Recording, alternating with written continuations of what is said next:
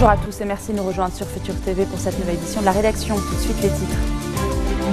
Tamam Salam déçu par la communauté internationale. Le chef du gouvernement urge les pays étrangers d'aider son pays à porter son fardeau. À l'ONU, il réitère le refus catégorique d'une installation durable des réfugiés syriens au Liban. Déluge de bombardements sur Alep, l'armée syrienne a repris de plus belle les raids sur la ville. 4 jours après la fin de la trêve en Syrie, Washington et Moscou disent vouloir donner une seconde chance au cessez-le-feu. La colère plus forte que le couvre-feu à Charlotte aux États-Unis. 3e nuit consécutive d'indignation après la mort d'un Afro-Américain abattu par un policier. Le Liban ne peut attendre la fin du conflit syrien pour résoudre la crise des réfugiés. C'est ce que déclare ce vendredi Tamam Salam au quotidien An-Nahar. S'il ne croit pas à un dénouement du conflit sur le court terme, le Premier ministre appelle toutefois les organisations internationales à commencer à planifier la fin de la guerre. Le chef du gouvernement est toujours à New York où il assiste à la 71e Assemblée générale de l'ONU. Il s'est exprimé hier face aux chefs d'État du monde entier, discours dans lequel Tamam Salam a lancé un énième appel à l'aide à la communauté internationale. Le chef du gouvernement libanais s'est d'ailleurs dit déçu du manque de soutien de cette dernière face au défi des réfugiés. Il a enfin réitéré son refus catégorique d'une installation définitive des déplacés au Liban. On écoute le Premier ministre libanais. Nous faisons notre devoir humanitaire envers les réfugiés avec des ressources limitées, complétées par des aides internationales insuffisantes.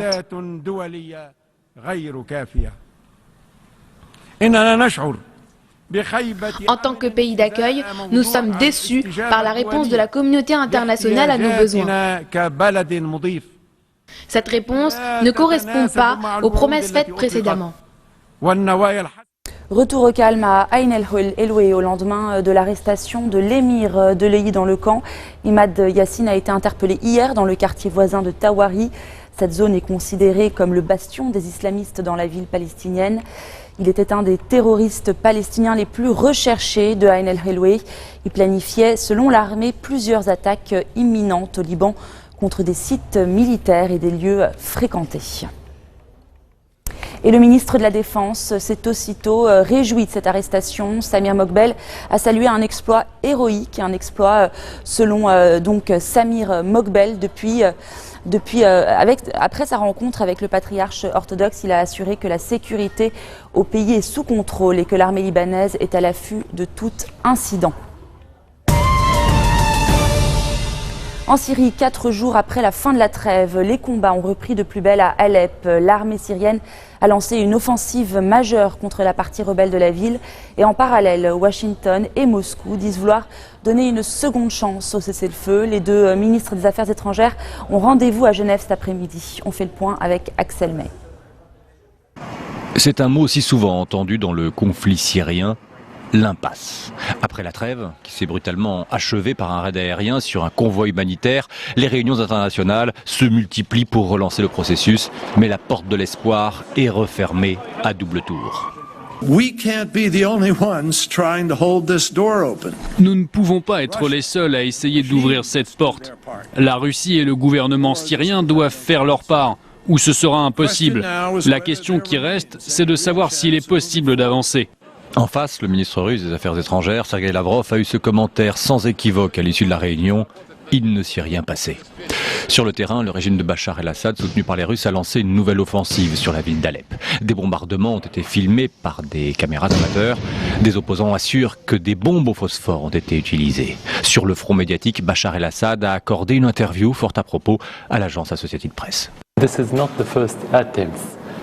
Ce n'est pas la première fois qu'une trêve échoue et je pense que c'est à cause des États-Unis qui ne sont pas sincères en ce qui concerne une cessation des violences en Syrie.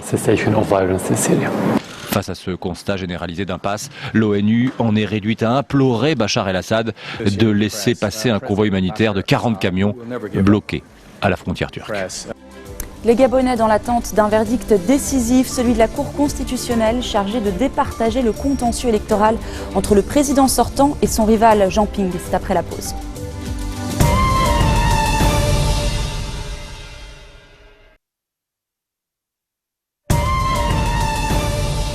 Les rues de la capitale du Gabon commençaient à se vider à la mi-journée dans la peur de nouvelles violences. La Cour constitutionnelle doit trancher dans les prochaines heures le contentieux électoral entre le président sortant Ali Bongo et son rival Jean Ping. Retour sur cette crise politique qui dure depuis presque un mois avec Zara Boutlélis. Une majorité de vos voix se sont portées sur ma candidature. Mais en cette heure, c'est tout le peuple gabonais qui a voté dans la paix et dans la transparence que je félicite. Cette paix évoquée par le président sortant n'aura pas duré. Incendie à l'Assemblée nationale, commerce saccagé, dizaines de morts et blessés.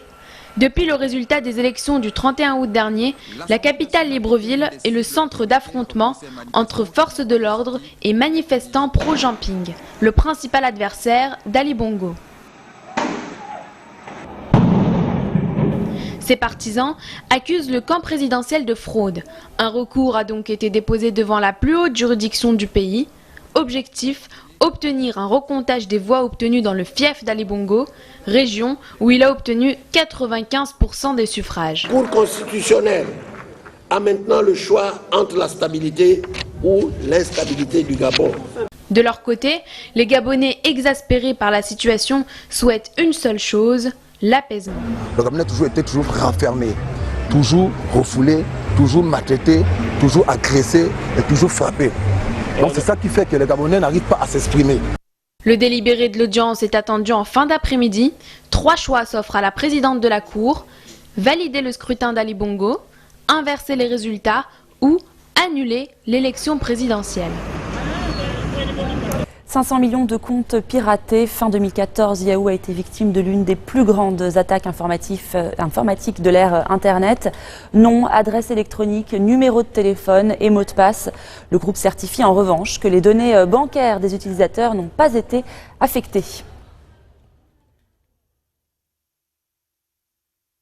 Alors on aura peut-être l'occasion de visionner le reportage un peu plus loin dans le journal. À présent, on se dirige aux États-Unis. La policière ayant abattu un noir américain le 16 septembre a été inculpée d'homicide involontaire. Betty Shelby est accusée d'avoir ouvert le feu sur un homme non armé alors que la police tentait de l'interpeller. L'annonce de ces poursuites est tombée alors qu'à l'autre bout des États-Unis, dans la ville de Charlotte, les manifestants ne décolèrent pas. Des centaines de personnes ont bravé le cessez-le-feu pour la 3e nuit consécutive. Ils protestent contre un autre homicide d'un Afro-Américain par un policier. Florent Rodeau. Le couvre-feu ne les a pas découragés. En ce 3e jour consécutif de manifestation, ils sont des dizaines à braver l'interdiction de sortie décrétée cette nuit, entre minuit et 6 heures du matin. Peu avant son entrée en vigueur, de nouveaux heurts ont éclaté entre manifestants et policiers. Une foule dispersée à coups de gaz lacrymogène. Sous le regard de la garde nationale désormais déployée à Charlotte, les manifestants continuent de dénoncer les violences policières visant la communauté afro-américaine. Je suis très fier de la jeunesse de Charlotte. Elle a résisté, elle a agi de la bonne manière. Ces jeunes n'ont pas tout détruit comme le voudraient les médias et j'espère qu'ils vont continuer comme ça. Leur colère a été ravivée par l'annonce de la mort du manifestant blessé hier. Touché par balle, il est décédé des suites de ses blessures à l'hôpital. Tout avait commencé mardi, lorsque Keith Lemon Scott, un Afro-Américain de 43 ans, a été abattu par un policier noir. Pour la police, il refusait de lâcher son arme. Ses proches affirment au contraire qu'il s'agit d'une bavure policière et que l'homme n'avait qu'un livre à la main. Les appels à rendre publique la vidéo de l'intervention policière se sont multipliés ces derniers jours, ce que refuse toujours le chef de la police locale. S'il y a une information essentielle qui peut aider, alors nous la rendrons publique. Mais encore une fois, je ne vais pas mettre en péril l'enquête. Je ne vais pas diffuser la vidéo. La vidéo ne donne pas de preuves visuelles indiscutables confirmant que quelqu'un est en train de pointer une arme. Les membres de la famille de Keith Lemon Scott ont vu la vidéo. Comme les manifestants, ils restent sceptiques quant à la version des faits livrés par la police, car selon eux, la victime ne semble pas avoir une arme en sa possession. En pleine campagne pour la présidentielle, les deux candidats, Donald Trump et Hillary Clinton, ont réagi à ces violences. Regardez. Keith Lemon Scott à Charlotte en Caroline du Nord. Terence Crutcher à Tulsa, dans l'Oklahoma. 2 citoyens afro-américains abattus en une semaine par des policiers. 2 possibles bavures, les enquêtes sont en cours, qui ravivent les tensions raciales et provoquent des manifestations et des affrontements parfois violents, comme à Charlotte. En campagne, les 2 candidats à la Maison-Blanche se sont immédiatement emparés des événements. Hillary Clinton a fait de la lutte contre les armes à feu et les violences policières l'un de ses chevaux de bataille. Il y a 2 nouveaux noms à ajouter à la liste des Noirs américains tués par la police. C'est insupportable et il faut que cela devienne intolérable. Donald Trump, de son côté, plaide pour une pratique policière systématique qui autoriserait ses agents à arrêter et fouiller toute personne qui leur semble suspecte. Pour le candidat républicain, c'est la criminalité dans certains quartiers qui doit être pointée du doigt. Les gens qui souffriront le plus de ces émeutes sont les citoyens afro-américains qui résident dans ces quartiers, là où la criminalité est devenue incontrôlée. Il ne faut avoir aucune pitié. On ne peut pas tolérer ces conduites hors la loi. La criminalité et la violence sont une attaque faite aux plus démunis. Et cela ne sera jamais toléré sous l'administration Trump. Violence raciale, législation sur les armes à feu, criminalité, lutte contre les inégalités et unité nationale. À cette semaine des élections, autant de thèmes qui mobilisent les candidats en pleine campagne et qui seront à l'agenda du premier grand débat télévisé qui les réuniront lundi. Je vous le disais tout à l'heure, 500 millions de comptes piratés. Fin 2014, Yahoo a été victime de l'une des plus grandes attaques informatiques de l'ère Internet. On regarde tout de suite le résumé. C'est l'une des plus grandes cyberattaques de l'histoire. Le piratage de 500 millions de comptes d'utilisateurs. La cible, Yahoo, géant américain d'Internet. Les données ont été dérobées fin 2014, mais le groupe ne l'a confirmé qu'hier soir, dans un communiqué. Parmi ces données, il peut y avoir des noms, adresses e-mail, numéros de téléphone, date de naissance, mots de passe, toujours cryptés pour une immense majorité, et dans certains cas, les questions de sécurité. Yahoo précise que les données bancaires des utilisateurs n'ont pas été volées. Il ne donne pas le nom des pirates, mais les soupçonne d'être liés à un État. Pourquoi ce piratage est-il révélé si tard? 2 hypothèses. Soit le groupe a jusqu'au bout tenté de le cacher, soit il ne l'a confirmé qu'une fois certain d'avoir résolu la faille de sécurité. Via leurs ordinateurs, les malfaiteurs ont réussi à pénétrer dans la base de données pourtant sécurisée en se faisant passer pour des administrateurs du site, c'est-à-dire ces gestionnaires qui ont accès à toutes les informations. Selon cet expert, si les piratages se multiplient, c'est parce que les comptes des utilisateurs ont une grande valeur marchande sur des réseaux Internet clandestins. Il existe une place de marché sur laquelle on peut acheter et vendre des données. Ce sont des données qui sont à la fois des données qui peuvent être des données cartes bancaires, ça peut être des données des utilisateurs, des mots de passe souvent, et celles qui ont encore plus de valeur, c'est des données par exemple comme les données de santé, qui sont très riches sur les personnes et qui permettent ensuite d'être utilisées massivement en marketing par d'autres firmes. Ces données s'échangeraient entre 50 centimes et 2 € l'unité. Yahoo a prévenu les utilisateurs piratés et annonce avoir pris des mesures de protection. Par exemple, avant de se connecter sur leur ordinateur ce matin, certains utilisateurs ont reçu un code de sécurité sur leur téléphone pour accéder à leur boîte mail. On termine ce journal en théâtre. Tourner le terrorisme islamiste en dérision, c'est le pari relevé par Ismaël Saïdi. Sa pièce Djihad a déjà fait un tabac en Belgique. Elle est arrivée aujourd'hui à Paris, au théâtre des Feux de la Rampe. Prévu pour 3 personnes d'être aux toilettes. Wouah, stop, faut arrêter. Il faut qu'on arrête de chercher, on vient de la trouver. Elle est là, l'arme de destruction massive, elle est juste là en fait. Le sujet n'est peut-être pas le plus simple à traiter, surtout pour une comédie. C'est l'histoire de 3 Belges musulmans mal avisés qui se rendent en Syrie pour mener la guerre sainte.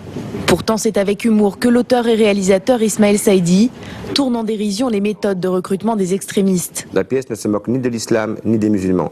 La pièce se moque de l'ignorance de 3 gars. Il y a une vieille équation andalouse, c'est pas moi qui l'ai inventée, d'un vieux philosophe andalou qui disait que de l'ignorance naît la peur, de la peur naît la haine et de la haine naît la violence. On ne peut pas s'attaquer que à la violence, il faut s'attaquer à l'origine qui est l'ignorance. La pièce rit de ça. Ils ont fait quoi eux? Et le jeu ne masque pas la gravité de la situation.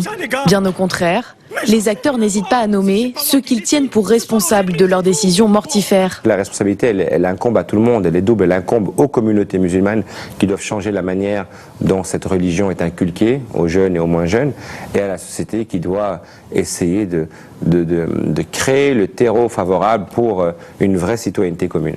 Après quasiment 2 ans de représentation en Belgique, c'est la première fois que Djihad est joué à Paris.